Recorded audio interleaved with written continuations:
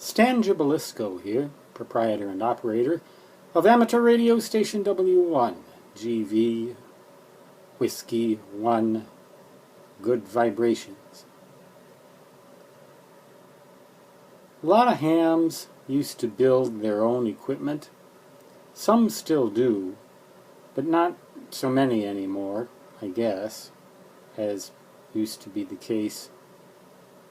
Well, back in my day and even before my day.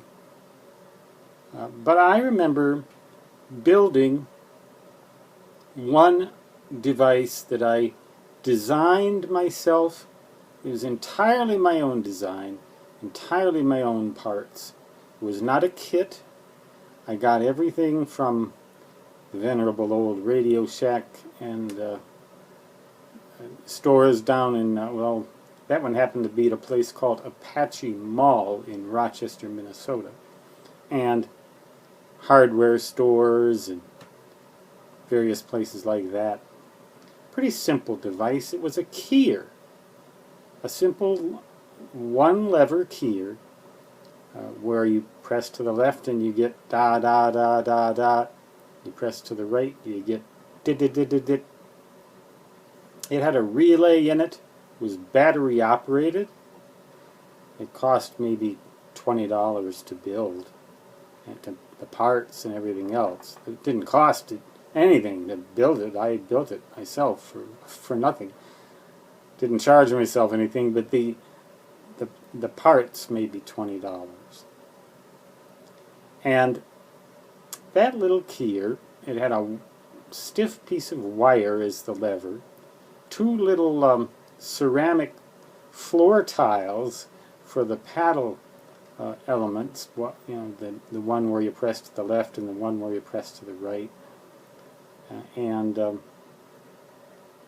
it produced a CW with a rather heavy weight, that is to say, rather less space in proportion between the dits and the das than the dits and the das themselves. But it worked, and I used it for Mobile CW with a Hallicrafter's FPM 300.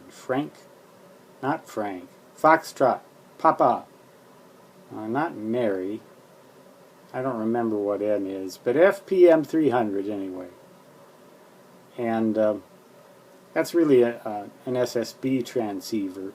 It was made rather hard to find these days, but it was made by Hallicrafters in the early 1970s. I had it in an Oldsmobile car that actually belonged to my dad, but he let me use it pretty much as my own car. Real nice, although old, I think 67 Oldsmobile, and a Hustler mobile vertical antenna for 20 meters.